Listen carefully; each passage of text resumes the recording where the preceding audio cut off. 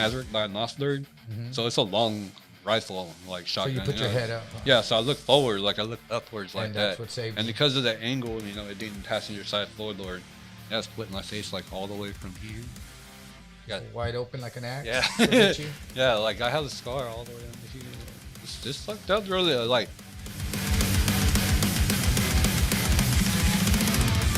Rolling. Okay, rolling. What's up, Sucka? What's going on? Well, man, all right, man. Today, man, we have a special guest here, man. My friend Louis, man, from Firme Copias. What's up, Louis? What's going on? Luis Galvan. Louis Galvan.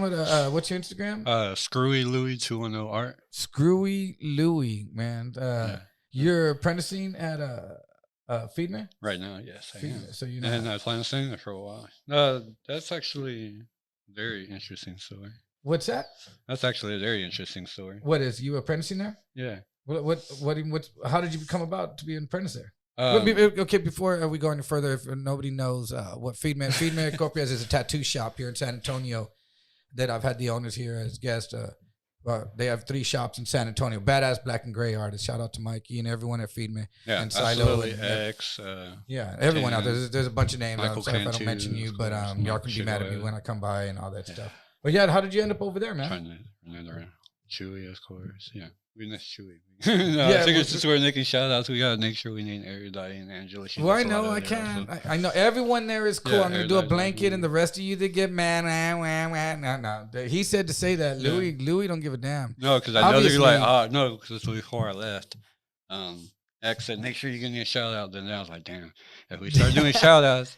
And I forget to mention somebody like Adam, that's also another apprentice there. Try to bring it on here with me. Well, first of all, everyone at Firme, this isn't the beat, okay? This isn't 98.5 the beat, but but okay, X, everyone there is badass fucking artists. But anyway, so how did you end up apprenticing over there?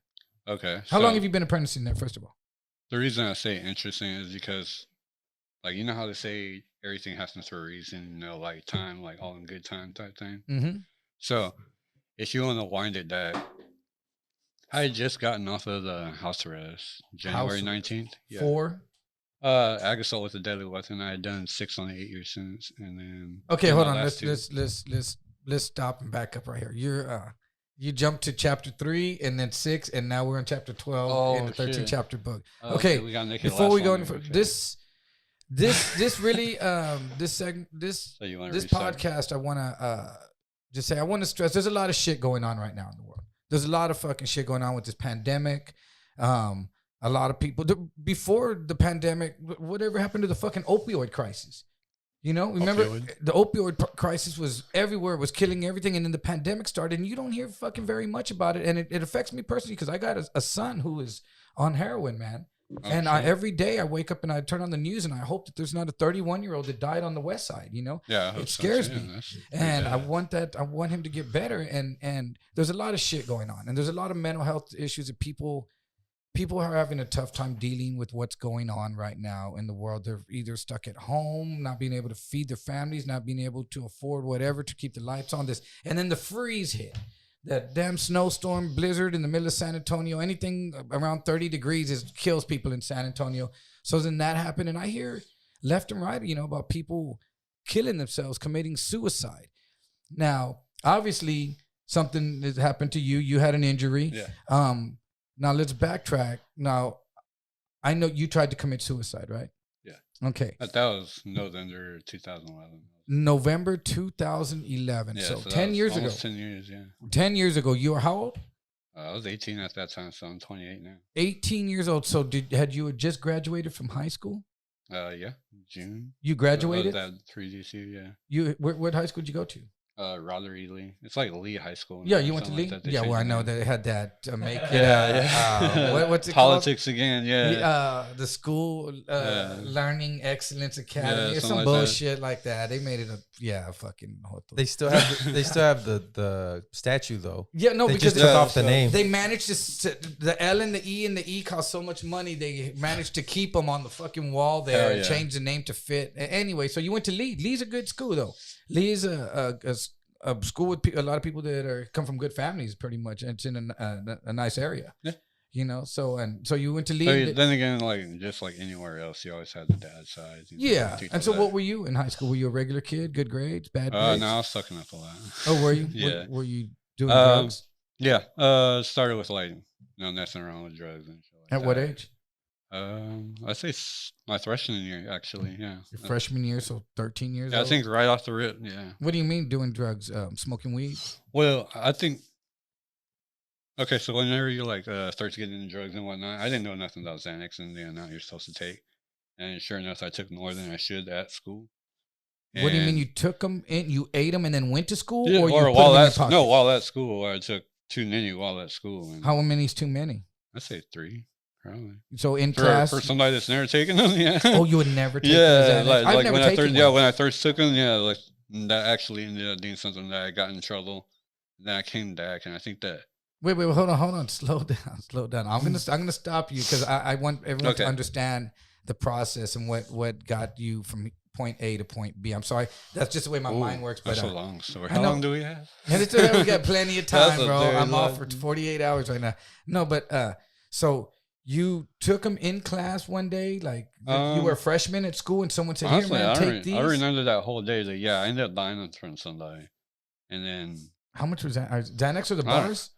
Xanax or bars? I think at that time, what I had taken was the little footballs or like little blue ones or some shit. Like I don't know too much about this. And like, so you just took them and ate all three of them at the same time? Like a dumbass, right? Why do you take something you don't know too much what, about? Did you just because you hear from everybody else, it fucks you up. You know, like it just knocked you out. Yeah, well, pretty much. Yeah, I just ended up completely out of it, and they had to walk you. I ended up going to SRC. I think it was. What's that? Yeah, it's like suspension. You know, school suspension. You have to go to another at the same school or yeah. I had to go to a different school for like a week, and then I come back. That's it. 3 bars. Go to school for a week somewhere else, and you come back and you're fine again. Yeah, I guess so. That's what it was. And did your parents think like, "Hey, do you have a problem?" When was it? Yeah, I think it was just immediately when I went to SRC. I ended up getting referred to. No. I think it's when I went to alternative school. I got referred to a 12-step program. But when you took those 3, okay, because I'm trying to understand how my son got started. Okay, well, because he was going to a good school too, going to Antonian, went to St. Paul's, went to Antonian, and at some point they were going to parties and kids that were going, try this, and instead of him going, I don't want to do that like I did. Yeah, I know. He just all said, give it to me, I'll do it. That's the thing. Everyone's telling us not to, and we still do. I don't know, but people do it. And I know people do it. It gets us into a lot of trouble. It's happening. I don't know why. It makes no sense. So when you did that and you got in trouble and you went home, you were just out of school for a week and went back, and your parents said, don't do that again, and you just kept on, and then slowly, did you know, like, man, I'm only going to eat one at a time this time? Or what did you do? What lesson did you learn from that? I didn't take them for a while. a good while, yeah. You said, but I ended up smoking weed again and got caught at school. I don't remember which times or with weed, but I know one time I got. Oh yeah. Okay, so it wasn't too long when I came back from suspension. From being in trouble for the bars that, like, we would go off campus and we would smoke weed and shit at the alarms and whatnot, and we would come back and I forgot how, but I was so stoned I got sent to the principal's office, and then as soon as I stepped in there, vice principal, she was like, "Damn, you smell like marijuana." She told me, "Put your hands together like you're praying." And I did. She smelled it. She's like, "Oh yeah, you high." So she was like that. Damn. And so I got sent to alternative school for that for 30 days. What's the alternative school they send you to now? I know at that time, like I'm 28, so like that was a long time ago. What school? What was that? Where'd you go? That was off of San Pedro back there. I mean, they when I was in school, they used to send people to Milam. And it was almost like you went to Milam, like you went to prison. Was it like where all the rowdy kids went when you went there? I mean, you have kids that could be rowdy, you know, as rowdy as. But isn't that where the troubled kids? Yeah. That's alternative high school. They call it AHS. Yeah. So when you go there, are you thinking like, "Fuck, I'm gonna be a bunch of bad kids"? Yeah, kind of. Yeah, that's what. And it made you worse. Nah, I didn't get in too much trouble while I was there. The second time I did. The second time. Why did you get sent there a second time? Okay, so the very day that I come back to that school, from alternative school, a month later. Yeah, I go off campus to smoke weed. And my dumbass is crossing the street right when like the named dice principal is pulling up or something like that. So he pulls up on me. He's like, "Where you come from?" I was like, "From the apartments." And he's like, "Where you going?" I was like, "Back to school." He's like, "What are you doing off campus?" That type of shit. And then he takes me to the deck, and then from there you're fucked. And what? From there you're fucked. That had a little box of cigarillos with weed in it. You know? Oh, he busted you. Yeah. So the school captain ended up getting me, and then from there I went to alternative school in JJA. Again? Okay, so you went one day back and then right back to alternative school. Dumb. Yeah. Okay, so how long were you in alternative school this time? Let's see. I did 30. How do you do it? Oh, you had to go to JJA first. What's JJA? Juvenile Justice Academy. Yeah. Oh, so you were like in a boot camp type of thing? Not boot camp. It's just a whole other school. I forget where that's and at. you don't live there, do you? No, not at all. You come and go. It's just a little more strict, I guess. But really, yeah. Boys and girls, or just all boys? No, boys and girls. Boys and girls. Like, yeah, it wasn't like, I don't know what the difference is. It just seemed like another alternative school. And so you just went through there, and that's where you stayed and graduated from? No, I went there for 30 days, JJA, and then went to 30 days alternative high school, and then went back to school. And then did you get your shit right? Yeah. After that, like, that's when I started, like... and that was just your freshman year. Huh? Yeah. So from SRC, the very first time I got in trouble, I got referred to the 12-step program. And, like, at first I was like, fuck these guys, this is dumb as shit. I was still trying to do drugs. The 12-step, you mean AA, Alcoholics Anonymous? This was PADAP, Palmer Drug Abuse Program, or something like that. And so it was like a youth program, and they would take us to functions and, you know, try and get us on the program and whatnot. Convince you to get a sponsor and actually work it, you know, because I think I had to get like so many signatures before I came back that second time. Meetings, sponsors. Yeah, and by the time I was done getting those signatures, I was already like starting to get a little more intrigued and involved in it. Okay, it was working. So like I started trying to get a little sober there. And then I forgot what happened. It obviously didn't fucking work.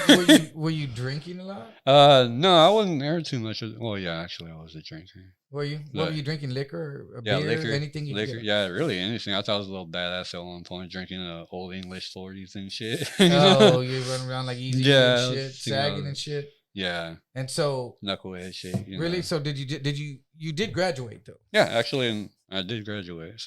With my class. Yeah. Did you start doing like fucked up shit? Were you being a criminal after you graduated, or what were you doing? When were you thinking like? Yeah, like what the fuck went wrong, right? Well, did you go get a job? Yeah, what happened? Let's see. Okay, so I always had a job as long as I could have. Like once I turned 16, my first job was at Malibu Castle. Okay, yeah. Yeah, and then after that, like I went to Del Miller. Yeah, I worked at Del Miller for a while. Then started working at Burger King down the street. This is off of Vance Jackson 33rd. Okay, yeah. And then I went back to the same area. Like there's a Del Miller off of Vance Jackson and I-10. Right? And then there's the IHOP right next to it. I went and worked at the IHOP right next door to that Del Miller I used to work at. Yeah, stayed in the whole area. You didn't have a car? What were you doing? Yeah, I did. I had a little 92 Honda Prelude, which is actually the car that I was in. So, okay, we'll get to that. Yeah, we'll get to that part. So... so I was working the whole time, and I was working at IHOP. Where were you living with your parents? No, so like me and my mom, I grew up there. We lived on Callahan and I-10.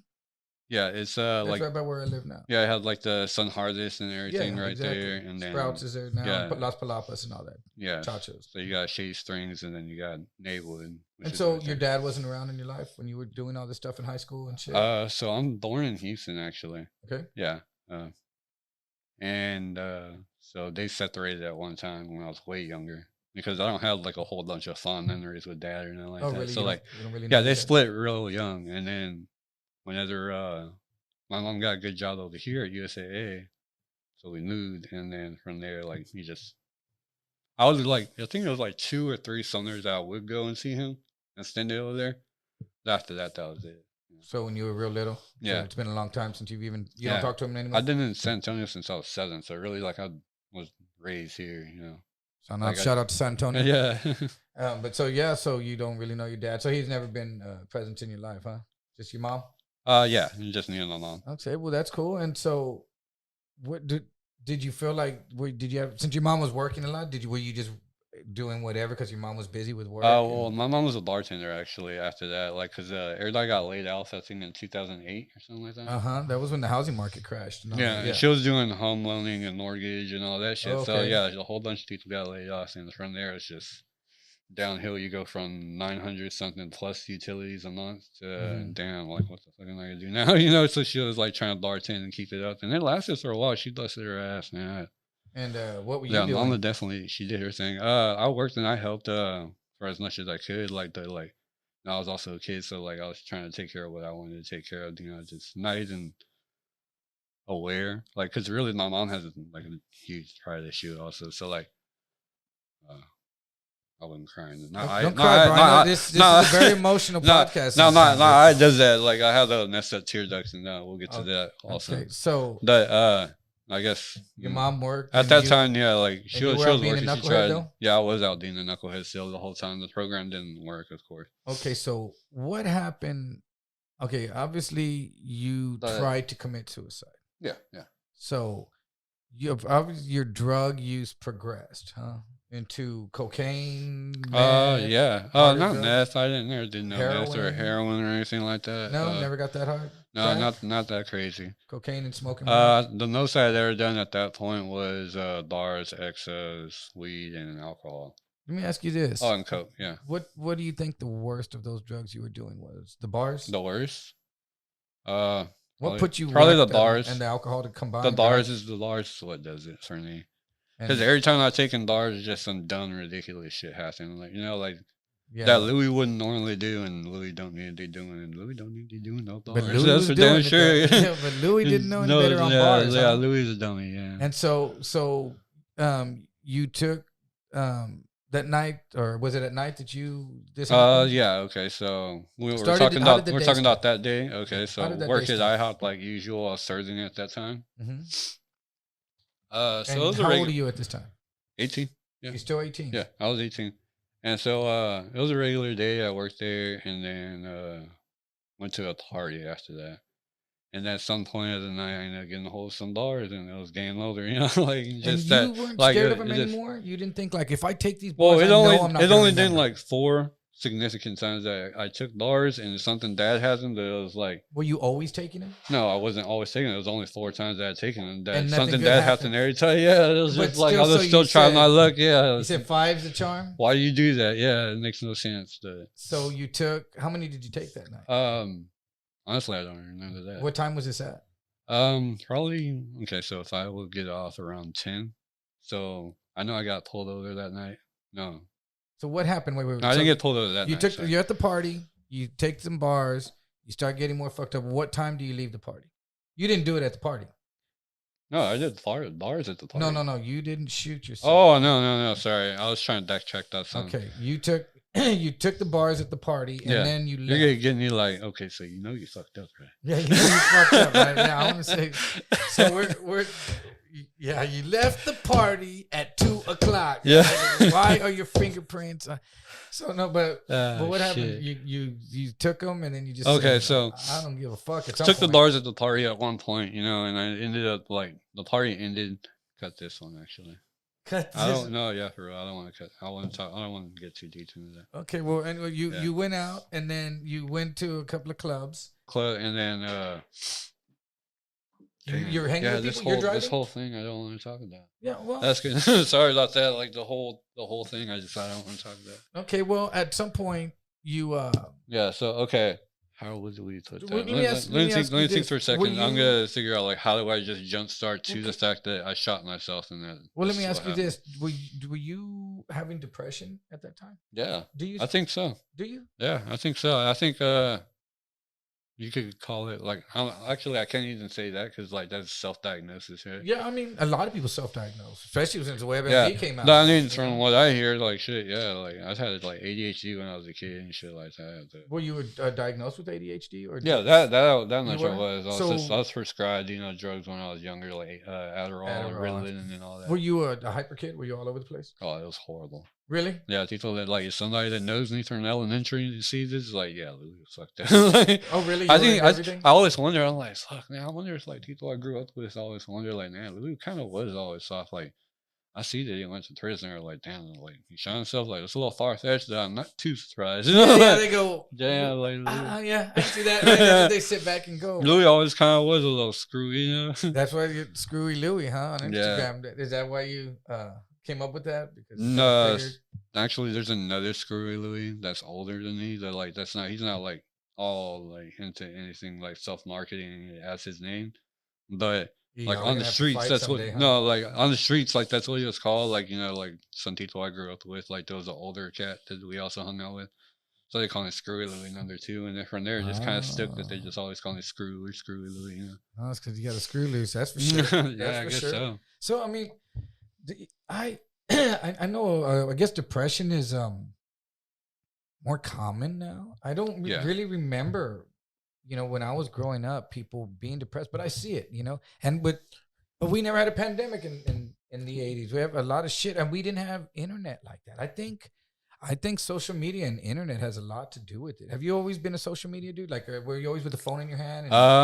Like honestly, like social media wasn't too huge of a thing where you're just always on your phone. Like when I graduated, like it wasn't that bad, and now like everybody's always on their phone. Like, were you an outdoor kid? Like, or you a gamer kind of indoor kid? Yeah, very introverted. Really? I still am, honestly. Did you have a big group of friends or kind of small groups of friends? Yeah, really? Like I would try to sit up. Like I feel like I always try to sit in with other people, but like never actually feel like you sit in.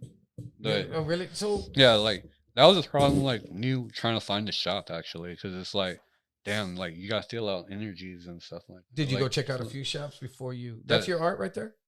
Yes, this is like I done that little tattoo on back of my friends here. Really? And those other ones the portraits, yeah, everything on my Instagram. Like that is on an illustration board? Yes. Yeah, like same thing. Like I'm just used to doing it. Yeah, so, from prison. Yeah, but that's where I was even buying the same brand, like same size for a while. That 15 by 20 is a little uncommon. Instead of do 16 by 20. 16 by 20. Okay. Yeah. And then I could cut it in half and then do like. Is that with pen or pencil? Usually pencil. That's done with a pencil. Yeah, that's all pencil. And were you looking Sometimes at I'll add pen in the eye. No, I still do a grid, actually. Like, there's nothing too fancy about it, Like, I'm not, like, just... It'd be amazing if I could freehand it, and I know there's some artists that can, Like that girl. Yeah, that was a grid. That was from, or like a rock and roll magazine. What was it called? Revolver. And her name was Caroline Westendorp. She's a metal vocalist for The Charm, The Theory. How long did it take you to draw that? Actually, I did that one twice. That's the second one I did. The first one I did, actually, I messed up on some portraits. I was doing a family portrait, and I completely fucked off the faces. Oh no, dude, faces. No, what was it? No, the portrait was going great. Something got on one of the faces, like because like I would use you could use a lotion with colored pencil to do a drawing, right, and it smooths it out. Yeah.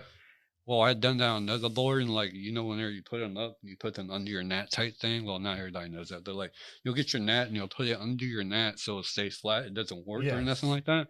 When you I had the colored pencil drawing I was working on facing the portraits I was facing like a dumbass, and so it messed up the stage that I was working on. So I had to restart it. Well, that board, that first time I did that other one, or the Fino, the first time I did it, like. I had to shave off that first layer of the illustration board. Oh. Yeah. No, not this one, but the first one. Yeah. I'd say the first one was a lot better. How many layers are there? Several layers. I don't know. Yeah, I know it's more than one layer. Like you could use, what I do is boiling hot water with a hot towel, raises the paper, let it dry, and why then don't you just buy another illustration board? Tough times, bro. Yeah, I didn't get commissary like that. Yeah, I had to draw just so I could get supplies and shit. Yeah. but I mean, how many? If you did something like that for someone, what would you get? Oh, something like that in prison? Yeah, $20. $20, bro. Sometimes 30, and then once I started like raising, bro, like illustration boards were going like $30. Is that a fortune in prison? That's a 20 is still a lot. Yeah, it's a send down the hallway. Like, is this for somebody else? Like, and you guys send that food down the hallway. If you go back, dude, the best you could do is like $3 tax. Yeah. Hey, if you go back, I'm gonna write you. Stay in touch. I'm gonna fucking get a bunch of $20. Well, I have a little system I'm doing now. Like every time I do a drawing, I just sell the prints. I keep the original. Do you? Yeah, like I need an original. Yeah, everybody wants the original. Though it's like, fuck, nobody wants to taste of the you original. Have to charge them original prices. Yeah, like nobody really like gets that. Like even so, like what I noticed with tattoos, there's a lot of people that like. So did you know how to do this before you went to prison? No. Like that's the thing. Like that I was talking about when we first started talking. Like the interesting story about it is, if all that hadn't happened, like all that bullshit, okay, basically what happened? Okay, so I went to prison for aggravated assault with a deadly weapon with a 12-gauge shotgun on a security officer. That I was at Ecstasy Cabaret, just stuck up on bars and shit, being a knucklehead, and I thought he had something to do with my flat tires or some shit like that. Like in my head, like when you're on bars and it's I don't know if you've never been on bars. Have you? No. Okay, well, you that powers of you, bro. Like, don't do them. That's why I would never do them. Okay, some people I've seen. Some people can function on them. They'll be fine, though, and then like need like it's just a chemical imbalance where boom, it just don't work right with the alcohol. And with me, yeah, like I get angry when I'm on them. So like. Really, bars make you angry. Yeah, like it's fucked up. Yeah, I guess because I had already ADHD or something like that. It's having a reverse effect. But you also took the original Adderall, which was way stronger. Like than the kids get now. The kids. Oh, they get some other shit, right? Yeah, they get some other stuff that's less stimulant because they figured out that they were giving 10 years ago strong shit. It was like diet pills. How they were putting ephedra in it back in the day. Same thing with Adderall. They were putting some shit in it that was making kids like woo. Damn. And so that for years, if you're doing that, your brain chemistry is going to be different. So if you take a bar. The chemistry, that's why now I'm like I don't even like taking pills like that. Yeah, like, fuck no, bro. Like, so nothing like even like if I got a headache, I won't take an aspirin type shit. Like, I hear you, bro. I'm 100% with that. I had knee surgery. I didn't want to take the shit they gave me. Dude. I was like, I'll smoke weed and take tequila shots, bro. You ain't gonna fuck me like that. So you had aggravated assault on a security guard? So I did 6 on an 8-year sentence from that. But and at what point? That night I ended up actually shooting myself. And that's why I look like this. Yeah, you shot yourself with the shotgun. Yeah, was you a bad shot? I'm tripping. I don't want to talk about. That's okay. Like you get me into it that I really don't want to talk about. I think I said like I didn't want to talk about it from the beginning. Well, like, I mean, we keep on getting there. Like I know what you're trying to cover is the suicide part. But it's hard to get to the suicide part without telling that part of the story. Well, let's skip that for now. If we get to it, we'll get to it. So what you actually ended on that, where you said that you went and you put it on the floorboard next to you and then shot it. So you start from there. So from the seat, but I hear what you're saying. Do you remember like vividly, like if you think if you were going through something serious now that you have the wherewithal to say, but I need to slow down. You know, do you feel like you've matured a whole lot? Like, wow, this was some stupid thinking that I was, the whole path you were on. Are you aware of that? Or do you just go, wow, I don't know what happened? So I think the biggest part that I'm trying to say about me and my journey into artistry is that if I hadn't committed my offense, November 2011, if I didn't go to prison and did 6 on an 8-year sentence, I wouldn't have discovered art in there because I didn't do art before. Wow, that's crazy. And I wouldn't have actually found something that I'm passionate about, that I actually enjoy doing, that like mental health wise, it does a lot for me. And then even more so, like you benefit from it like in a spiritual way. Like it's not just like it's therapeutic. Yeah, absolutely. Like when I was in prison, dude, like I found it when I had nothing to do, right? Like, did you start out right away? When you got in there, you just started drawing right away? Yeah, well, no. I ended up in a dorm that there was a lot of artists there. There was like 4 people that drew like really well. Baños? Yeah, no, well, there would do illustration boards, Baños, yeah, whatever. And then there was like 3 artists there. Like when I first walked in, it was like late afternoon. It took forever for them to get near like a bunk and everything. So where'd you go to first? At first I went to Garza. Then I couldn't stay the night at Garza because they didn't have 24-hour medical or something like that. So I got sent to Nicano. Nicano had 24-hour medical. Spent the weekend there. I think at one point I got like you go to different units like when they're stopping everywhere. Mm-hmm. You got to spend the night at Darrington at one point though. Anyway, so Luckily, I didn't have to go through no heart check until I actually got to my unit because that would have sucked as much as I got moved around. Quota check. Yeah, dude, that shit sucks so bad. God. No, it's because I shot myself, dude. Like this part of my face is like so bad. They're I've had 8 major reconstructive surgeries. Yeah. 8? Yeah, I've had bone taken. It's brittle. Yeah, I've had bone taken out of each of my legs. I've had bone taken out of my hip. I had skin graft taken out of each of my thighs. Did they do any of those in prison? No. That was while I was on bond for 1 year and 2 months. Oh, you were out on bond waiting to go to court, and you were having all the surgeries, and they were like, let him. Yeah. Did they not think you were gonna make it at some point? No, I think they did pretty well. I think the initial surgery was like a 16-hour surgery or some shit like that. Okay. Or some shit like that. Like it was really long. How much was gone? So I'd say right here about like I know if I press right here, I'd see it was like you can lose it. Is there metal in there? No, it's like a plastic, like a hard plastic or something like that. So you got into a fight? You get quota checks with that? Oh yeah. Yeah, that was really bad. Well, you're like, everywhere. Don't hit me, right? No, it's just like you swing as hard as you can at one person, and then just do what you can. I know. No, they got the destiny. I got my ass whooped. Yeah, and then it's like when I was in the condo, dude, they tried talking to me, and like I guess some dude like thought that's what was happening. He was like, nah, leave that dude alone, type shit. Like, some people understand, like okay, that's some medical shit. Like, don't you get killed, and but. I mean, you have to get out there. You have to get out there, dude. Yeah. You get pushed in a situation. You have no choice. Exactly. I did 6 on the 7, dude. I know. Yeah. What was that? So when I first showed up in that unit, like that's when it finally like got my ass whooped. They told me right after it, they're like black, white, and the Mexican DNW. That's what it's called. Yeah, or did black, Mexican, white, whatever. Yeah. But they do one at each. Like you have to like fight each of them since you're solo and whatnot. Oh, really? Like I wasn't affiliated with anybody, so like yeah. You were. Was that at McConnell? No, that was McConnell. I spent the weekend there. Oh, where was your unit that they were doing that? No, that was PAC 2. Oh, I went to PAC 2. Yeah. Luther. Yeah. Yeah, I was at PAC 2. It's Luther unit. Now. Yeah. They weren't doing that. Well, I was there. 1974. Shut the fuck up. I was there in 98 and 99 and part of early 2000 because then they shipped me to Beto. But yeah, PAC 2 was cool though, man. Yeah, it's like it's a medical unit, and then you have the people that still have to like do the fields. PAC 2. See, I was at PAC 2. Yeah, they had the medical unit, and they had the people that still have to do the fields and the dogs and the horses and do the stainless steel. They had a college there. Yeah. I took some classes there. I went to college there too. Actually, I want to finish my associates. Yeah, I finished my associates. I've been thinking about doing it. No, I want to. I'm like 3/4 away. Like. Yeah, that's what you went to Wyndham, right? No, it's Lee. It's Lee College. Is it Lee? Yeah, that's a science art, right? And they're going to Lee College. Went to Lee High School. They're going to be the same thing. They changed it. Then on some whole like 3 turning plans like shit. Like this is gonna be the Lee kid. And you, they have those the dogs out there. The dog boy, man. I knew a couple of the dog boys, dude. They used to go run off over there at. They train the dogs. And yeah, shit, they go. They fight trustee the dogs. camp. Yeah. Mm-hmm. Yeah. PAC 2 was. It was kind of chill, dude.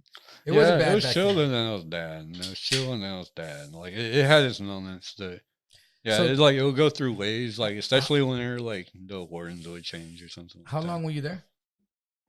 At PAC 2? Most of the time. I think I was at my unit, like my actual unit, like within a month and a half of being sentenced. Wow. Well, no, 2 months, 2.5 months. Yeah, because like I did 27 days in county. And then 27 days at 3rd unit. So in between, I spent the night at Darrington and then the weekend in the Connell, so. And then about 2.5, 3 months, I was at my unit, yeah. And then you were there about 4.5 years, 5 years? No, I did 6 on the 8, so until I actually got out.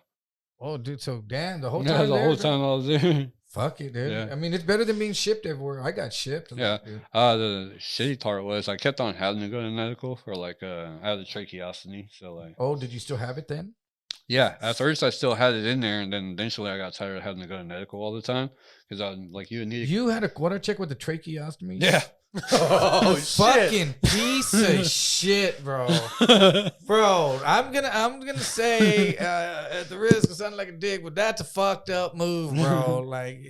What the quota check is to see how he's gonna fucking respond in a riot. I think I had already taken He doesn't need to be involved in the riot. Bro. He's got to pass. I think I had already taken it out at that time. Like I'd already taken out. I hope so, bro. No. I really think I took that. Life already gives you a quota check. No, because there's an inner cannula that you have that actually goes in there. Like I had the whole like a plug. No, it's like an actual pipe that goes in there, and then you have to pull it out, and then you have to clean it. Yeah, no, like it's a pipe, and then there's another pipe that goes inside that pipe, and that one you twist out, and you could clean and stuff like that. It was actually there because like whenever I had surgeries, they would put like a respirator type thing over there because it's all facial, so you swallow up, you can't breathe correctly, and they gotta make sure you have enough oxygen so your blood is flowing through, and you're healing the way it's supposed to, right? So. They left that inner cannula in there, the actual thing that goes in there. Like, it's still open. Like, you could probably hear the whisper. Can you hear that? Yeah, I hear it. It's fucking annoying. I hate it. I try to pull my shirt back and cover it sometimes. But, So you can close your mouth and blow smoke out of there? Yeah, actually, that's the funny part. Like, when we were in prison, like, that was like one of the most entertaining people. You reminded me of somebody when you said that. No, because like that was like the saying, like, "Hey, Nick, come on, let's go smoke." And then he's like, "Hey, do that thing, show it's funny." You know, like the human bong thing. Tito is like whatever, it entertains them. Yeah, it's fucking dumb. But yes, I could. That's dumb that I did. That's dumb that I know, bro. No, dude. Because it's funny. It's funny that it's like. What the fuck are you doing? Still smoking, Louis? Yeah, you've seen that. No, because they don't. They're not smoking weed in there. They're smoking that K2 shit. No, dude. Yeah, dude. You were smoking that in there? Yeah, and it's supposed. Louis, come on. Surprisingly, we had to have this talk with Mikey, bro. I know. No. I didn't. I did like. Oh, that shit is fucking destroying people, dude. 180. No, I did 2 times. Yeah. It was 2 times. That shit whacks you out, though, right? I know. From what I've seen, some people flip the fuck out. Like, I seen somebody hostage with a drone and shit like that. In prison? Literally, he was hostage with a drone. Yeah. But in prison, man. Yeah. Like this dude, like, okay, I forgot what it was. Like, okay, this dude had, like, a case, right? You get caught with contraband for trying to steal food or something like that. And he had to go to the major's hallway to talk to the disciplinary, right? So... this dude didn't call it out. Well, the dude that was tripping on that K2 grabs his homeboy before he could go out to the nature's hallway. He's like, no. And he started screaming louder and louder, like top of his lungs, like a high-pitched scream with a drone in his hand the whole time. And this dude's just standing there because he's getting held that the officer's tripping because, like, dude, what are you doing? He's about to strand. The other dude's like, damn, I'm about to get straight. You know? How old are these dudes? I don't know. Like, they're probably like 25 or some shit like that, 24, you know. Just kids, dude. Yeah. Pretty much, man. Kid, how old are you, Louis? Now I'm 28, so I'm still a kid. 28, yeah, you're still young. I mean, you're my son's age. Oh, wow. But you'll see, dude, when you're 35 and 45, how a 25-year-old is a kid. Oh, I'm sure. Is a kid. Yeah, absolutely. And I'm missing a whole. It's good, bro. I want to say this, dude. You're a great dude. You're a fucking circling badass back, artist. Bro. Like, that's a tricky part. Like, okay, everything I've been through, like, I would not be here right now. Yes, exactly, dude. And I really much enjoy it. Yeah, it's a great thing. Like. Life is good, dude. Yeah, life sucks. It's awesome. Well, hey, when you put guns in your mouth and it will make it suck. No, I'll tell you what though, like that part sucked. Yeah, of course. Of course, that wouldn't have led to life being so great right now. Yes. Like I fully appreciate it now. Like exactly, but I had to go to prison. Well, it sucks that it took that much to happen. Like some people could just We make it more complicated than it has to be. Definitely putting a gun in your mouth doesn't solve that shit. No, I mean, like, even beyond that, like, period, like, people overthinking, we all overthink, right? Yes. And we make things more complicated than it really is. Like, definitely. If you want to get into politics, why the fuck are we paying to just live here? Like, who decided that? Like, this is the planet type stuff. Like, why do we have to do things this way to where everybody's struggling, right? Because we already know because people want to be at the very top, right? Like, well, you just can't overthink that. You're exactly. Too deep into it. You could get really deep into it. Yeah, and it'll just fuck your head next up. thing you know, we get into conspiracy. I was going to say with your art, there's this new thing called NFTs, non-fungible tokens. People are selling their art on there, and it's just like on your phone, but you can sell like 10 copies, and then like sell them for 10 whatever, tokens, and then every time they sell after that, and you get a percentage. You get a percentage of it, 10%. Kings of Leon are going to sell their album like that, this next one. Yeah, so look up NFTs. Are you pretty computer savvy? No, not at all. I need to learn all that. Yeah, I just seen the guys at the shop, and they do doing that Procreate. And it's a great way, like, to compose pieces because, like, I be looking at stuff like all the time on Pinterest and like, man, I could put this with this and this, like. So, like, normally I would try and draw that or maybe grid it out or something like that. When you or say grid it out, trace you it mean like, just okay, you're in a grading system like yeah. middle school or something like that. But you do all your art like that? Not all art. Most of it, yeah. Like, if I'm gonna do a portrait, well, that's the thing. Like, if you look now, recently, like as of late, my past pieces have been all portraits. Do Like, you take pictures of everything you do? Do you post everything? So not you could everything. see, No, like- not everything you post now. Well, I mean- some shit I don't even finish. I have like 6 unfinished pieces at the house. Yeah. But I mean, can you see the difference from when you started and from till now? Oh yeah, like you could if you want. Like, does it show the? Can you what Yeah, where would it be on your Like Instagram? if you look at my Instagram, if See, you there it just is right like there. go like outwards a little more, is there any way to zoom out? Or because I was gonna say, if you look, yeah, you could see like go to the very bottom, and you could look at the shit that like I used to trace and shit, go all the way down. You did that face tattoo? Yeah, like you could see the difference from like on Oh yeah. Nail on the Road portrait right there. Like that was on the cover of this book, like it was a Nail on the Road book, Mm-hmm. and I done that She's got maybe kind of a 5 square times. jaw. She looks like she Yeah. was on Male. Oh, That was horrible. I don't know why I even took a picture of that. I guess for the idea that this is all my prison art, like from a certain part to another part, and you could see the progress I made over time. Then like now you can see like That James James Dean, Dean. is Yeah, that- you can see that's James Dean. Like at first it's like, Dude, wow, that's like dope, is that dude. Nail in the Row or? And so what is you don't that? sell those originals? Some of them you have. All those I just kind of held on to. Like if I ask you to do one. Oh yeah, like I do commission portraits Okay, that yeah. like lately I've been so dizzy with the shot. Like I guess what it is, not so dizzy with the shot. I can still make time. I'm still figuring out like time management because I'm getting Are used to you a new bad with the schedule. time, man? Oh, yeah. No, you were it's just down a the new schedule for schedule. so Yeah, long. it's just a new schedule. Because Yeah, that's a before different- this, I'd that's a say different level November. right there. Yeah, dope. That's a that different was level. way. Yeah. This was 2020. Yeah, so that's after drawing for. Mikey was 7 bragging about years? you about how good you were too. He said, "Dude, when this dude gets it down, he's gonna be a killer." I was like looking at your art. I was like, "Yeah, Dude, I'm so Yep. dude, I'm so appreciative. It's like, yeah, like those the dudes are opportunities and the dope, way dude. things happen. Like I had just gotten off of house arrest, and it's like, there's a handful of shots that I had my eye on because I see art coming out all the time. Like my thing was like when I was first trying to when I first got out, before then my plan was to come home and try and get into tattooing. But with the GTS monitor and whatnot, and being on house arrest, like you aren't allowed to work at a tattoo shop because they want you Oh. to have like a regular hourly They don't look job at and like all a that. regular Yeah, job, huh? yeah. Especially since when I had the work verification form filled out, it was Mhm. an apprenticeship, so you're not getting paid Yeah. hourly. So they're like, why the fuck would we have you there? And so I missed out on 2 years. Like 2 years is a long time that you can make some progress, man. Like when you're back out ready like, to make progress. yeah, too. and I mean everything happens in good time because like okay, like I would have ended up at another shop, maybe like looking somewhere else. And how did you find Mikey again? Just over time, those 2 years, and I had nothing to do, and being in the house, like everybody I would see with a profile picture, then tattooing, I was adding, and then on your timeline, you just start seeing art. And, the way that social media, dude, like you could really market yourself on there, man. Like you just start seeing better pieces, and you start seeing some of this, some of that, and so like I kept my eye out on. No, the names. No, Mhm. the what shop is this? What shop is that? So Were you looking at a few? yeah, and then it's like, okay, well, finally I'm off the house arrest. Let me see if I can get my foot in the door now. You know? Were you off of complete? Yeah, parole I'm at done that now. time? Yeah, that was it. Like I just got out January 19th, and then so like I'd say the very beginning of February, or yeah, the very end of January, I believe. Yeah, and that's when I messaged him, and I was just like, I forgot how it went, but I was like, hey, now I let him know I just got off the house arrest, and this.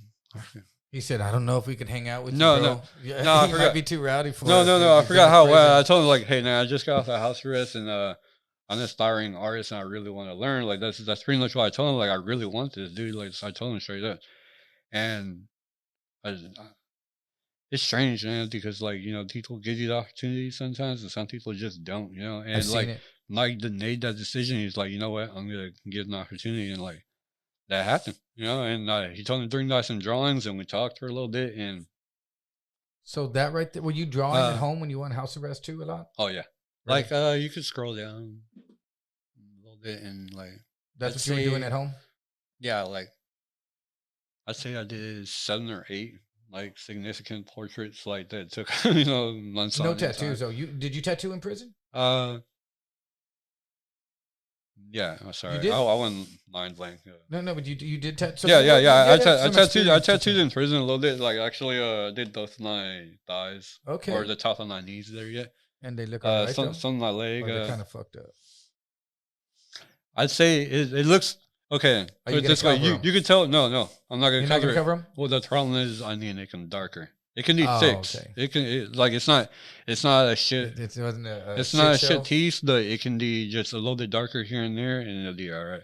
See, I didn't get any tattoos. Oh, actually, you can scroll down. You can see. You can see. Yeah, I took a picture of my own. Yeah, work. So you only tattooed yourself though? Right there, the skull with the bandages, and then the other teeth. Those are both on top of my knee. Nah, you're right. Those can be fixed. Yeah, but just need to be darker. You can still tell what it's supposed to be. Is that shampoo and burnt? That's single needle. Yeah, with the hair grease scraped from the locker, shaked up with some baby shampoo. But that shit. That's why they look like that later on. Years later, though, those dirties. And actually, right there under her chin is like when I started practicing when I first got out. I started like you blew it out. No, when I first got out, that's the under her chin. Yeah, that black line looks kind of black line. No, I don't think there's no lines actually. I mean that black shading right there. Oh yeah. Look, not so much blown out. It's just I went really dark, negative shading that area. Going off the face. No one ever got real ink in there, dude. Some people actually got a hold of some free world ink. Like I know, not so much at that unit, but there's then people like where say. A guard wants some really cheap tattoos that he knows like this dude is tattooing here. Yeah. And like they're already got something going on, shin and whatnot. And so like he knows say an artist is working in prison, right? Like I used to tattoo out in the free world or something like that. Uh-huh. Like not me, they're like hypothetical situation I'm put you there. Say I'm the tattoo artist, I've already done several years working and I go to prison for something, right? And I'm tattooing in there, and the guard knows I'm tattooing because either I've been in trouble or sees the work and other people have been in trouble. Like, damn, that's some badass work. And then eventually, like, instead of being a dickhead and general enough, he's like, they just be intrigued and see what's up with this artist. And he's like, hey, I can get this a lot cheaper. What's that? You'll do it for 20? That's a big risk for a guard to take the time to get tattooed in there too, though. That it happens in guards working terrorists. Yeah, I know. I've seen it happen when I was locked up too. And Beto, it happens at the big wide open rowdier prisons like that. But it's just such a big. It seems to me. Yeah, it's kind of a people take some risks. Yeah, because you're gonna lose your job, man. Yeah, I'll get it from this dirty elf here who's pretty good and it's in prison, bro. Like it's not clean. But like the best you're gonna do is gloves, so shit. But dudes like there's prison guards that almost wish they were on the other side, but don't. You know what I mean? Yeah, yeah. I've seen that too. Yeah, like where they're actually like. Either that or like they like their cousins or rather than when I was in prison when I was in prison in the 90s, there was a gang of guards that used to keep a rag in their pocket, a certain color rag, and that let them all know that we're on the same page with fucking people up or doing shit that they were on. And then there was there was a dirty that used to have to cover up lightning bolts. There was a couple of guards that used to have to cover up lightning bolts at this one prison I was at. They would put band-aids just over on. They had it on their neck. Yeah, dude, that was the 90s. I mean, I don't know what to do now, how to vet these motherfuckers. I don't know what's good about that. Like, really, that's another thing about art, man, because, like, okay, when I was first intrigued about it, like all those different artists in that doing, like, you would ask, but, like, at the same time, like, that's their hustle. So, like, nobody's really trying to teach nobody. No, definitely and not. So, like, he was actually from San Antonio, man, I'm interested if he actually ended up tattooing or like still into art because he was good. His name was Bones or something like that. But there's like 8 bones, I think. Yeah, his artwork was really good, man. And he actually showed me how to use the grid. And he threw me some shaders and pencils. He was like, "Go at it, like do this." And when you would like look at a picture, like you get say from the photo album, right? You'll measure out, write down the marks on the taper, right? I'll use 1/2-inch grid squares. So like I'll mark on the taper 1/2 inch, and then do it on the sides and on top. And then I'll mark it with a ruler going all the way across. Real light, right? Yeah, real light. Well, no, I'm doing this on the taser, right? Okay. And then I'll throw it inside the photo album film, right? Like inside the little film, it's got the sticky part, so you know, which is actually convenient because your photo won't move while it's in the grid. So you put that in there, and then you actually draw it with a pen on that film. So you'll have now from the taser, you're putting the grid on that film. You know, so now whenever you will get like a photo from somebody like from the free world, like say you come to new and you have the picture of your grandma or your mom or your dad or your kids or something like that, you want to draw him. So I could put that inside that film, and it'll be stuck to the little photo album thing, and put it over there. Now look, okay, there's 7 squares going across and 5 squares going up. So I need to figure out how to put 5 squares on this board. You know, are you good at math? It's not even that bad. Like, but I mean, but do you I was never good at geometry and kind of shit like that. But do you picture it already in your head? Well, like what I would do is say, okay, I have a 20 by 15, right? And I know millimeters. There's 16 millimeters in every inch, right? So see, I didn't know that. Yeah, there's 16 millimeters in every inch, so I'll multiply 20 by 16, I know there's 16 and then I'll divide that however much that is. See, I can't do that math. I'll multiply 20 by 16, and then I'll divide it by how many squares it is going across, because that's horizontally, like long ways, or say I had the picture like this if it's tall wise, you know. And that kind of keeps you from making that error. I confuse myself there. That's how you do it. Like you just, and that's how you figure out. There is a little math to it. It's not too complicated. It's hard for me to break it down. Well, yeah, I know there's not a lot of rocket scientists that I ran across drawing fucking on handkerchiefs in prison. But I mean, that's fucking awesome. I tried drawing. I thought I did. I tried drawing too. It took a long time, bro. Like, I didn't keep on trying. That's all it is, bro. Like, that's what I was saying earlier. Like, we make things more complicated than they have to do. Did you play handball? Yeah. Do you? Yeah, surprisingly I did. Because like I would sometimes, like my legs, they hurt a little bit. Because I've had surgeries and whatnot. Like I had them taken out my legs. Bone grafts and skin grafts. Yeah, bone and skin grafts. Wow. Yeah. And that really weakened because. Well, it's because like you had the stronger bone up front, which is like where your shin is. I think it's your tibia, and then you had your tibia. Okay. Which is in the rear. Well, they took out like that much on each one. What do you mean? Like each leg. Shave it? No, like cut that much. They take it out? Yeah. Yeah. They put a rod in there? No. What? No, because your front bone is strong enough. Yeah. You just have an empty space there? Yeah, I wasn't walking for a little while. I was in the hospital then, and then had to do physical therapy. And then you strengthen up, and that muscle was enough to Why wouldn't they put a rod in there? You don't need it. What seems like you're hurting and you need it? No. It's like if I go too hard, like I could run a little bit, I could sprint a little bit. I could do more of a chance. I could do some dirties. No, it's not going to snap because you have that front bone. It's that strong. Like your body is strong enough. So they just cut out that much of your bone, and they used it to graft on your face, and it weakens the fuck out of your legs. Not too bad. It's like you can't do too much strenuous activity. Like I was running back and forth and playing handball. You can still run though? Yeah, I could run a little bit. I'd rather not. So really, did you hurt? Yeah. Well, they hurt. Like I was doing like 30s and shit like that, and I'll be fine. Yeah. Okay. Because like I had knee surgery when I wrecked my bike, and they shaved my hamstring to create a new ACL ligament, and my left leg gets tired quicker than my right. Like I only got so many steps, and I'll tell you what. At Coda yesterday, like after we're doing all that walking, like. You're hurting? Yeah, today I woke up like, man, my legs a little hurting. That's an old man workout. You work out? Well, I went to the mall. Like, shut the fuck out. That's not a workout, dude. Yeah. So, man, I'd like to talk. So, let me ask you this. Do you regret doing that? Or do you sometimes say, I wish I had died? No. Oh, well, I'll tell you what. At first I did. Did you? At first, hell yeah. Like, when I first woke up in the hospital, bro, like, I didn't know what the hell happened at all. Oh, you don't remember anything? No, like, it was like, that like I was out of it. So they found you like that, like you were unconscious after you. No, okay, yeah, no that. So like, whenever they tried pulling me over, I guess at some point, like I just decided to go ahead and blow my head off. Like I was freaking out from the fact that I just shot this person. I thought I killed him. I thought I killed him, dude. And this cowardice is done, but like, I mean, it already happened. That was 10 years ago. Like, I started out earlier. It's just like.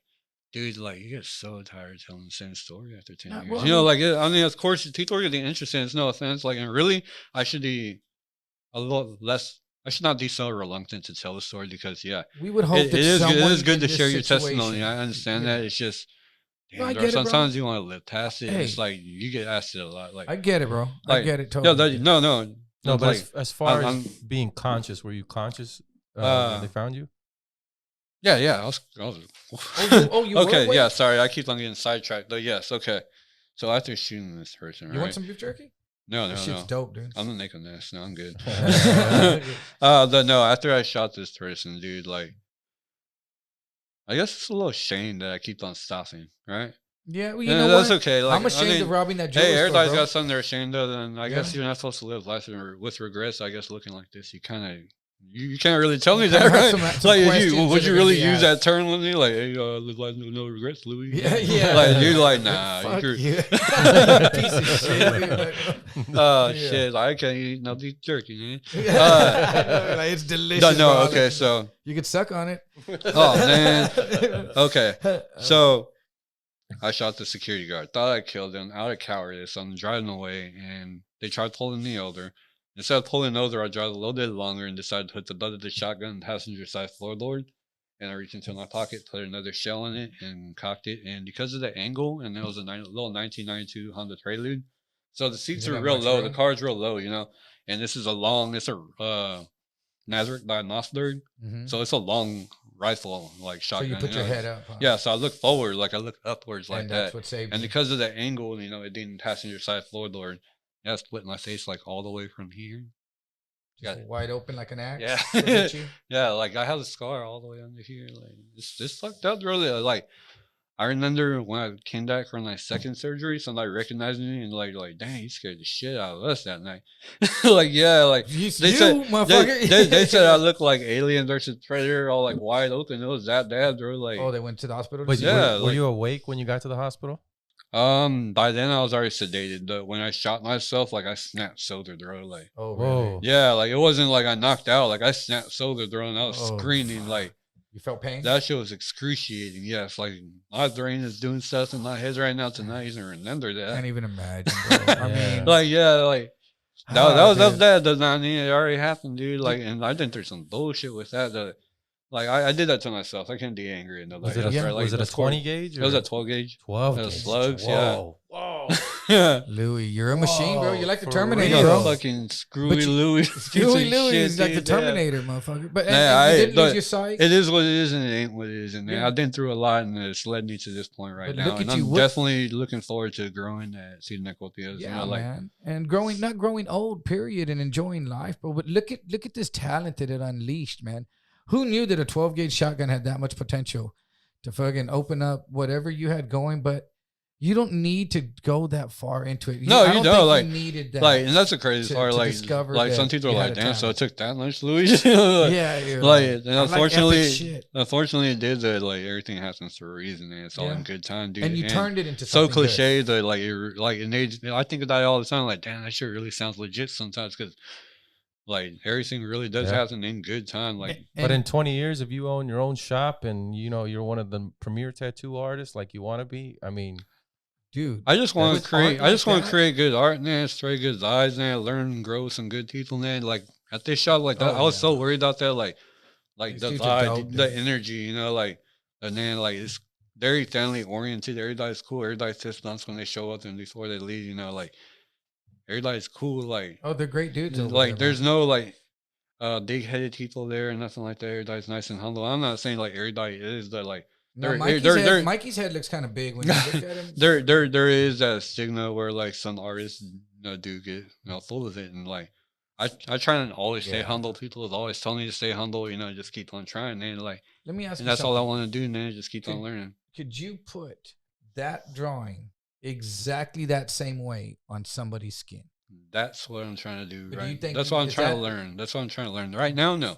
I mean, but that, maybe, imagine that. Maybe 5, maybe 10, maybe 12 years from now, they'll like, however long it takes, maybe a month from now, who knows? Like, maybe I'll like really just one day get it. Like, that's badass. Not, like, and so, like, I've done this, like, it's not absolute trash, but you did that yourself? Yeah, I've done all this. Like, I guess some artists like that. How did you get this all the way over here? Literally like this. You did that recently? Actually, this is August. Yeah, last August. This it? That's weird, dude. Yeah.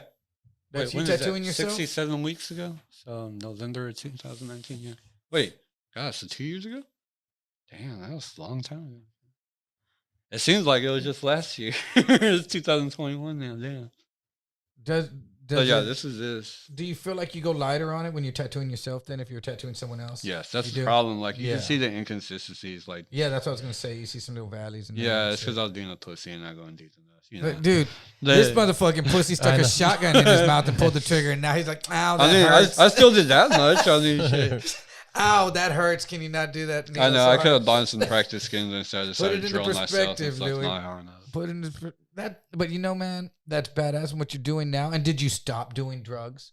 No, that's the fucked up part. No, come on, man. What is the lesson that we're trying to send out here to people? I know, but really. Oh, really? Are you in control? Wait, should I? Hold on. Are you in control? Go ahead and rewind, and I'll say, yeah, I stopped doing drugs. I'm sober. I turned my life around. No. No, you know what it is? When you do shit? Okay, like of course weed. Like I love smoking weed. Yeah, so do I. We're not talking. We're talking about hard drugs. Yeah, no hard drugs. No. Like when I first got out, like I was like, I didn't drink for 6 months when I got out.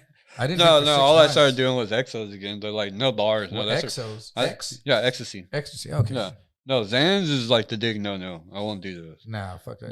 But ecstasy is something else. Acid is something else. Shrooms are something else. Anything else other than that, I won't do. Acid still around? Yeah. I did acid in prison, dude. Oh, shit. Oh, shit is right, dude. Yeah. Boring, weird, and creepy. Even worse, the first time I did acid was in the county jail. That's the perfect place to trip, you know? No, it was not. Prison is way better to trip, because in the county jail we were locked up. No, because if you have a bad trip, you have a whole lot of trouble. There was nothing to do. It wasn't good. Yeah. We took some 8-ball shit, but in prison it wasn't good either. But it wasn't horrible like the county jail. Oh no, like anything hard like cocaine or heroin or ice or anything like that. Like stay away from it. No, I'm good. That's good, dude, because apparently and even more so like it'll do like when I'm just at the house, you know, like. Do you drink? Socially. Beer too, tequila shots. Yeah, actually I forgot all down on beer. Yeah, that's what I was asking, dude. I was like, motherfucker, about that beer, you're not even drinking. But yeah, I mean that's good though. Do you regret totally the whole thing, or do you go, shit happened, that was a bad day? It is what it is. It is. And it ain't what it isn't. It ain't what it. Yeah. Yeah. Yeah. I bet, dude. It already happened, man. Like, that's good though. I'll tell you what. I can. That's good though that I came across this interesting artist. video, man. And I don't know what it is. Some kind of lecture that the dude is talking about. All you have is this moment, right? And so, like, I just said your mind just processed it, and it already happened like so many seconds ago. And now you're still thinking about it. So if something happened in the past and we keep on thinking about it, we're wasting that moment that we have right now, this here and now. But at the same time, you got to learn from the past. No, what I'm saying is the more I keep on thinking about it, though, like how can you expect me to grow too much? You know, like if I keep on thinking and regretting it. I don't ask myself that no more. Like I used to. And I used to curse God at one point, thinking those. Did you? Like, cause like yeah. Are you a religious dude? Not so much religious, more spiritual. Like, I don't like religion. I say man created religion. You know, I'm not gonna get too deep into that. But like, there doesn't need to be denominations in different religions. Because if you look at them all, they all have the very commonality. Not so much like if there's like a dark cult religion, but like most religions that you'll find, you have the commonality and it's love and compassion, man. And I started getting into Buddhism a little bit, and that too. That's pretty good. Yeah, that's a good path, man. I have a buddy, Jerry Lee, that's very into that. Love and compassion is a great practice, and I just try and be mindful of that. That's also another practice, mindfulness and awareness. Try to be a good person. Yeah, that's all I'm trying to do, man. Like, and I'm like, I still could be like, no, we all like get like have our bad times and whatnot. And circling back to we overthink, right? We create our own issues, and sometimes we take them somewhere else, and sometimes it gets taken out on somebody else, like not like aggressively, but like using like a altercation, like when somebody's just having a bad day and it's like fuck you, you know. You know, I took road people rage. have their bad days that like. Do you road rage? Sometimes, but not. But it's usually because somebody's like really just like trying to run the Being over. a dick? Like, no, yeah, somebody trying to run over in my It little takes car a lot and to get shit. you Yeah. upset while you're driving, or you because I don't road rage. No, anymore. I'm actually very courteous when I drive. Yeah, I am. Like too. somebody's trying to get into the lane, like I'll slow down. Like people getting mad at me because I'm just like letting people in the lane. You know, like, Yeah, that's good. That's a start. That's a start because I know people that drive real aggressive. If you want to get into a fight, no, that go I've crazy on the actually south had side. a lot of good luck lately with driving and stuff. Like, A lot of good luck with driving. yeah, like I mean, to. like people like lending into lanes Oh. and stuff like that. Like there hasn't been like a whole lot of the like. Fuck you, man. Yeah, there hasn't been a whole lot of that lately. Like people are doing cool lately. It feels like. You know, people when the pandemic happened. I guess that's what it is. Like were people driving are crazy. Yeah, man. yeah. People But now people are like crazy. calming down. They're being like. Well, they opened up Texas again, man. I guess that's what it is. How do you feel about that? Are you at a high risk if you catch the Rona? No, I don't think so. I'm mentally I'm good at tower now. If it hasn't happened to me, then it's not going to happen to me. I feel like. Do you get depressed about being like because I was serving at IHOP, you know, so like that put me. I was serving tables, you know, and we're still busy during.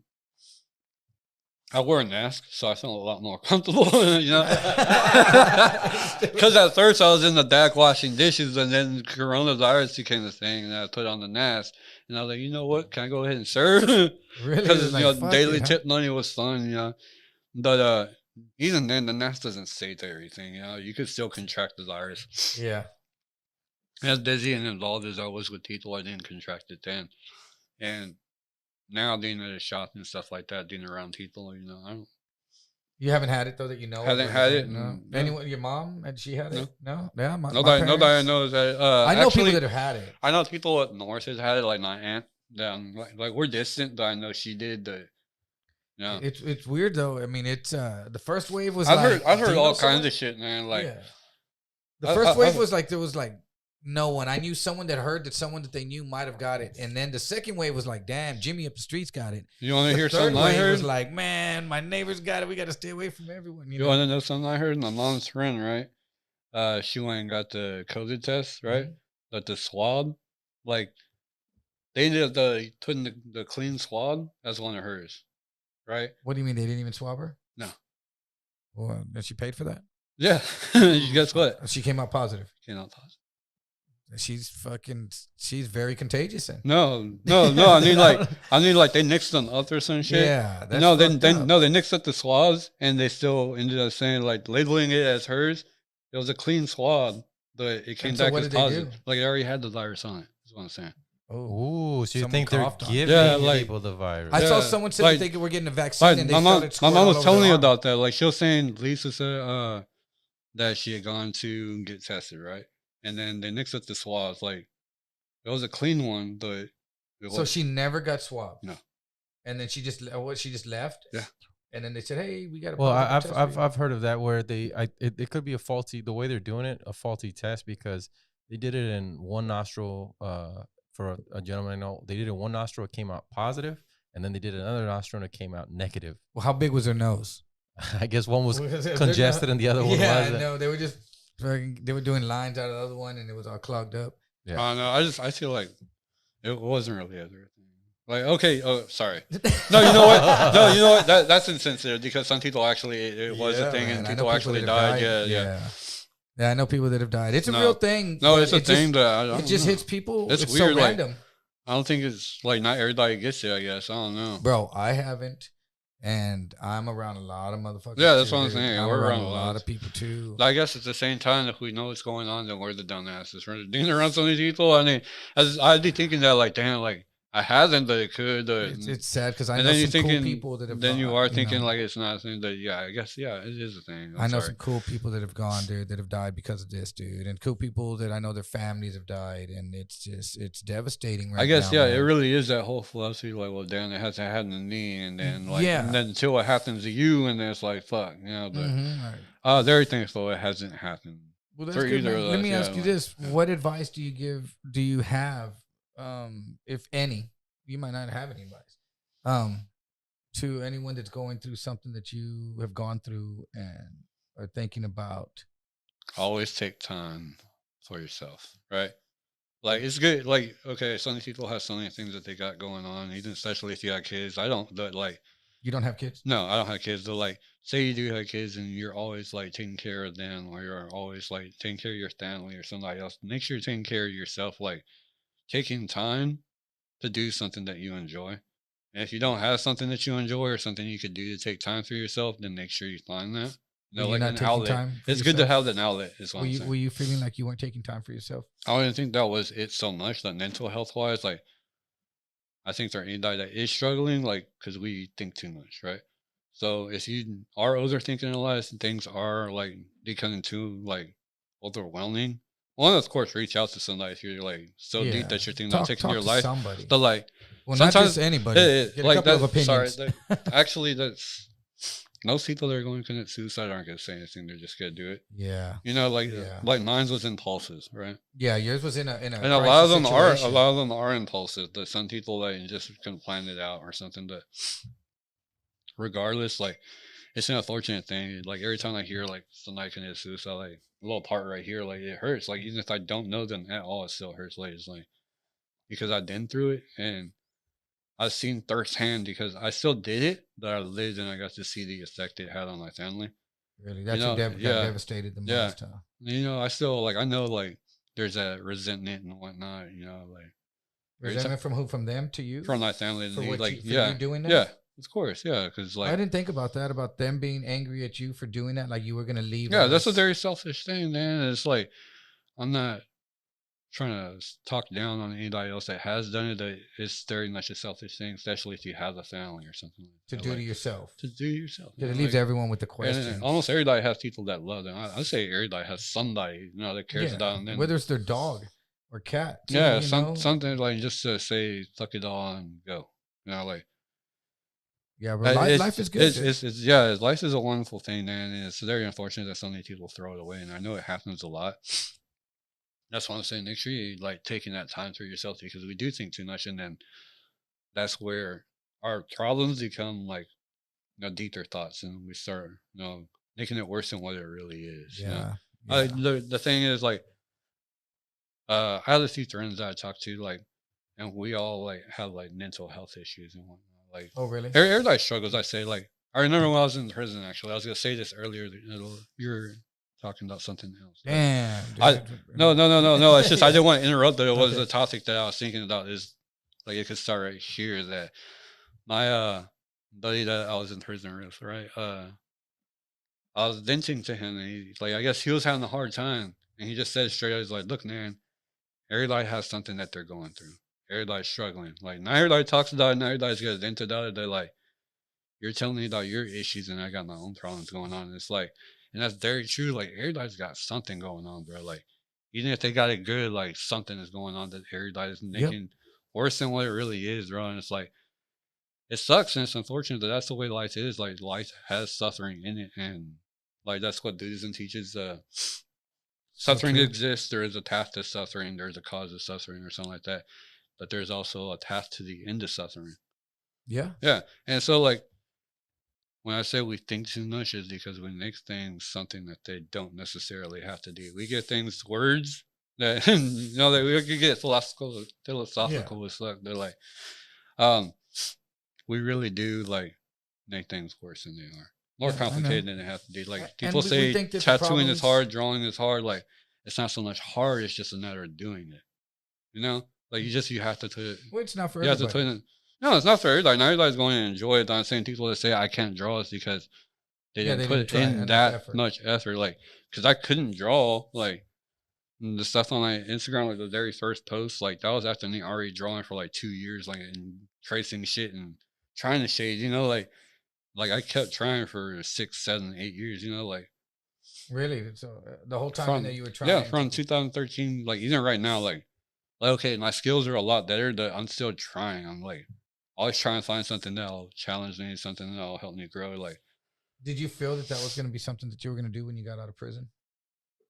Is that why you were trying to really stick? You said, I'm going to start a new career. I'm going to have a career. I very much wanted to try and learn the tattoo. Like, you could get tattoo magazines and stuff. So I was inspired by that. But like, even more so in prison, mental health wise, dude, I was in a bad place. So I think that's where, like, when I found art, like, like it really became my you escape. had No, too it much really, time to think. yeah, it really became my escape. Yeah, like instead of just sitting there, like I'll throw it on that and sit down on the floor and draw, dude. Like, Did you read? no, I'm not a big reader actually. No? Like I could read, but it's just, I guess it's some ADHD type stuff. Like I'll read 10 pages and not You're know bored. Oh, what you the forget fuck happened. everything. Yeah, you Yeah, just like, look oh at the wait, who's letters. who? You know, I have to go back and like, yeah, I just look at the letters type shit. Like my brain doesn't process that part. Wow, man. Well, dude. The other day, yeah, I very much do enjoy drawing, man. Like it became my escape, and like that's what I do to get myself away from me. You know? Do you have a goal? Do I have a goal? Do you have a long-term goal? 5-year goal? Where do you see yourself in 5 years? 5 years, still get DSC in there probably. Actually, most definitely. I definitely plan on sticking around for a while. Like, loyalty wise, I think it's very important, and the fact that like getting the opportunity and establishing yourself as yeah, like it's a great shot, man. Like, there's no reason for me to want to leave. Like, I don't see that. Like, it's just I know like being an artist like by then, hopefully I'm sure I'll be professionally tattooing within 5 years, you know? Oh yeah, definitely. And in the next couple of years you should. Bookings and appointments, and they had an opportunity to travel, and that'll always be home type thing. Like that's where I started, that's where I want to stay. Like Nady, like long term, like opening the shop, that's like way down the road. That's like 10, 15 years. Yeah, like of course. The main thing is I know like, and I'm sure, like I don't know firsthand though, I'm sure it takes a lot of effort to run a shop. And nonetheless has several of them, you know.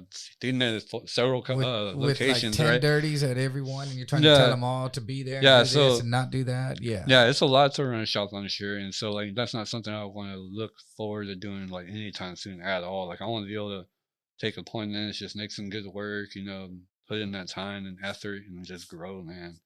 And another thing is travel. I want to travel, like like I'm addicted to selling, so there's certain countries I might not be able to go to. Canada. Yeah, Canada and shit. Fuck Canada. Where I can go. Shout out to Canada. Fuck you. Where I can go, man, I'm gonna definitely try and travel a little bit. You know, see some places, do some good work in other places, and spread the vibes. Well, that's cool, dude. That you're gonna get this opportunity for the bad situation that you went through, and then now because of it, you've done something great because of it, and you're gonna travel around the world definitely because if you keep going the way your art looks right now, and if you keep going that way, definitely you're gonna be doing great things with it, man. And it's badass, dude. It's badass that you have a great story, Louis. I've known you for a short time, you know, but I've seen you're a cool dude. You know, you have a great story, and just be aware of what you're doing, man. You're still young, absolutely. And people are gonna start looking up to you because you're doing art, and there's gonna be other dudes that come after you, and they're gonna look up to you, dude. So whether you want to believe it or not, you are gonna be a role model at some point. I could. So, well, I don't. Just be aware of that, dude. Just don't so much want to be a role model. That's no, like, you might not want to be. I'm sure naturally it will happen. Yeah, I can look at your art and go, I want to be like him, right now. I guess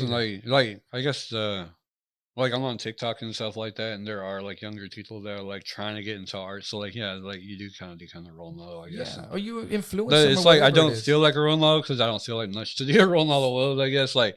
Dude, I know what you mean. I understand what you're saying to be careful with how you do things. Yeah, that makes sense because I don't want to become like somebody that people despise. You know, you don't want to become someone that has all these regrets now after getting through a big thing, and now from here on out, your life is full of regrets of other shit that doesn't even compare to what you went through, and you're like, why would you let that be the thing to bring you down when you're going through the most horrific thing? Absolutely not. That's why I'm just.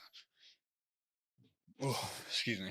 Yeah, just. That's why I'm just keeping this slow dogging, and I'm just good. Yeah, man. Now that's what I had to do. Pull the parking brake and take everything slow after going to prison, wanting everything so fast, and now take it slow, man. Yeah, and it's good. And stop and smell. I like the way. I love the way things are actually right now. That's good, bro. Well, man, we're gonna wrap it up, man. Louis, I'm glad you came out here. It was a good story. I know you didn't you wanted to open up and didn't want to open up. You opened the book and slammed it again, but it was great talking to you. It took a while to. It's like I guess. The main thing is you try and figure out how you're going to. Hey, dude, I get it, bro. There's things that I get it. I just totally get it. And if you want to come back on at any time and talk about any other parts that you say, hey, man, I want to, reach out and tell something else. I don't know, or maybe we. I guess one thing where you're asking earlier, and I think is important, is like, because like, you ask whether or not I was still suicidal, like whether or not you still have those tendencies, and it's like, after a while, like. If you've been through it, like it goes away. Like you don't have to go through it to actually fully appreciate life. Like Yeah.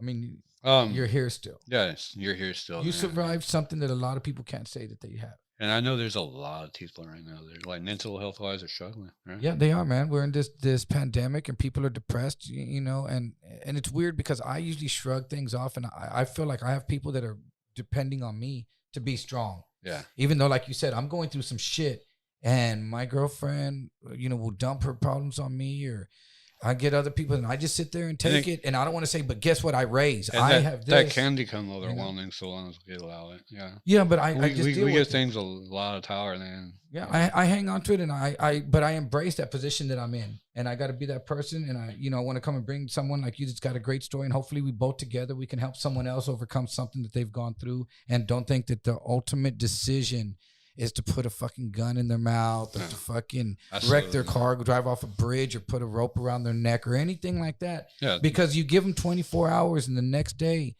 could be the start of something beautiful, you know?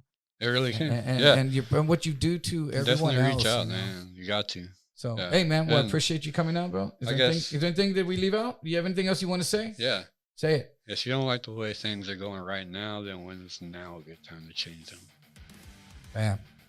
Words to live by. You should write fortune cookies.